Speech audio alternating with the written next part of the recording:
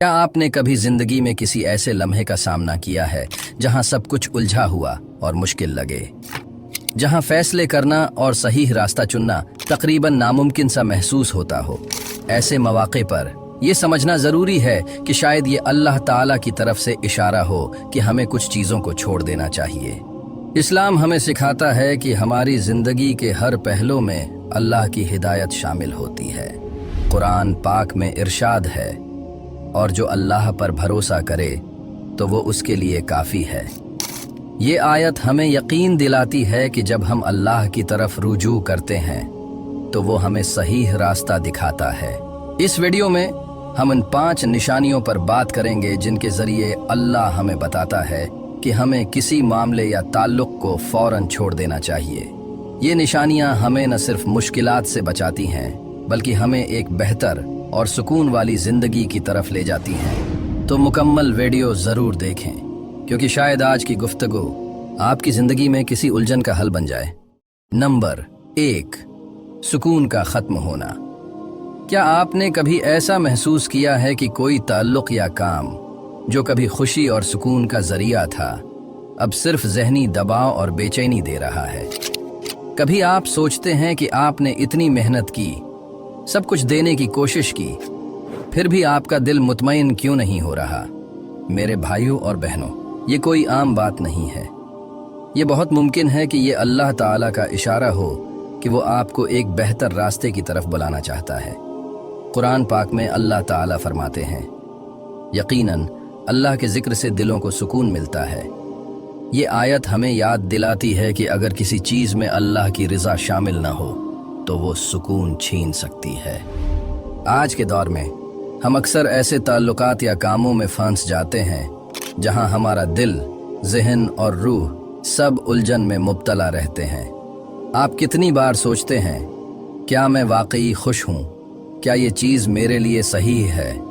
ये सवालात बज़ात खुद एक निशानी है कि शायद अल्लाह आपको कुछ छोड़ने के लिए कह रहा है। याद रखें, सुकून एक नेमत है जो अल्लाह ताला हमें तब अता करता है जब हम सही रास्ते पर हो। अगर आप मुसलसल बेचैनी महसूस कर रहे हैं तो एक लम्हे के लिए रुकें, दुआ करें और अल्लाह से रहनुमाई मांगें। यही वक्त है अल्लाह के फैसले पर भरोसा करने का, क्योंकि वो हमेशा हमारे लिए बेहतर चाहता है।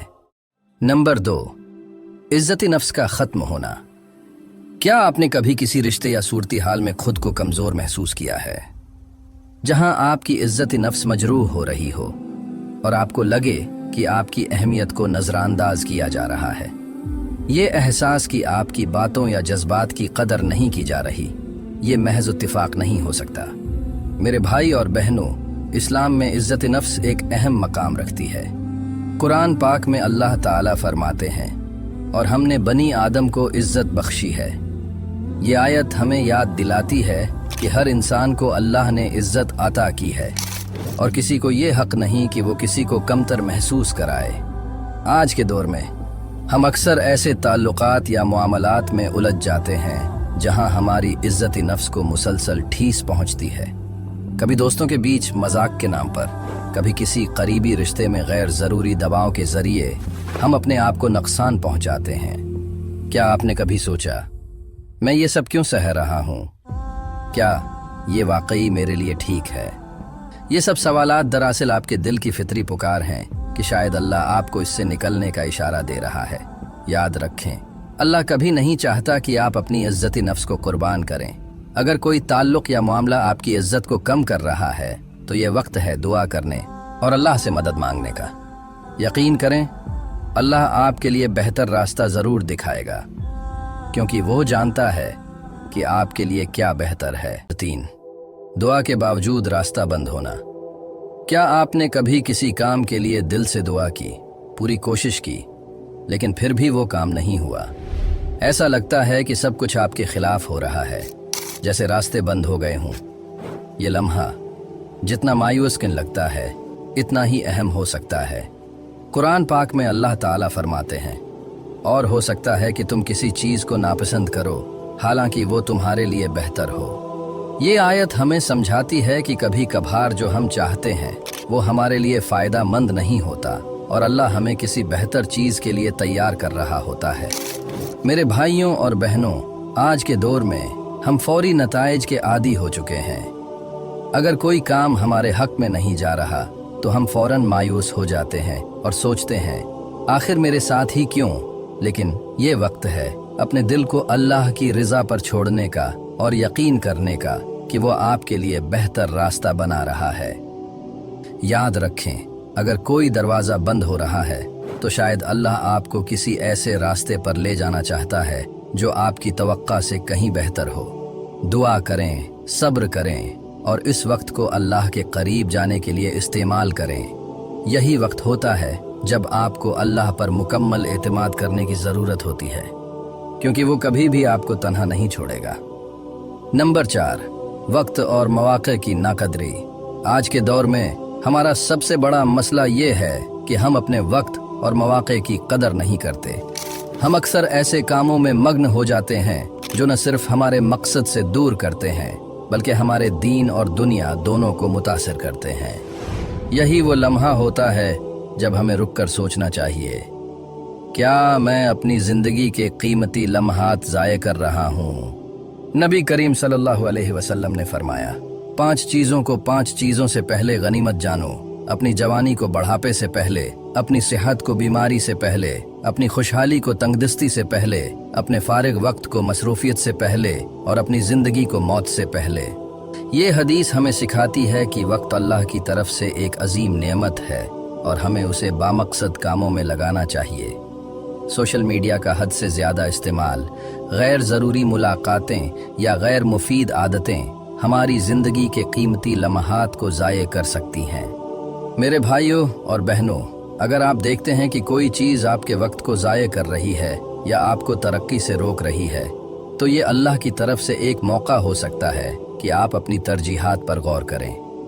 दुआ करें कि अल्लाह आपको समझ और हिकमत अता करे कि आप अपनी ज़िंदगी के कीमती लम्हात को बेहतरीन अंदाज में इस्तेमाल करें और उसे अल्लाह की रज़ा के मुताबिक बनाएं। नंबर 5, दुआ और रुजूए इल्लाह। जब ज़िंदगी में कोई रास्ता वाज़ेह न हो या हालात आपके लिए मुश्किल हो जाएं, तो ये अल्लाह की तरफ रुजू करने का वक्त होता है। ये वो लम्हा हो सकता है जब अल्लाह आपको याद दिला रहा हो कि सब कुछ अल्लाह के इख्तियार में है और हमें हर हाल में सिर्फ अल्लाह ही पर भरोसा करना चाहिए। नबी करीम सल्लल्लाहु अलैहि वसल्लम ने फरमाया, जब भी तुम दुआ करो, यकीन के साथ करो कि अल्लाह तुम्हारी दुआ को कबूल करेगा। दुआ एक ऐसा अमल है जो दिल को सुकून बख्शता है और अल्लाह के साथ हमारा ताल्लुक मजबूत करता है।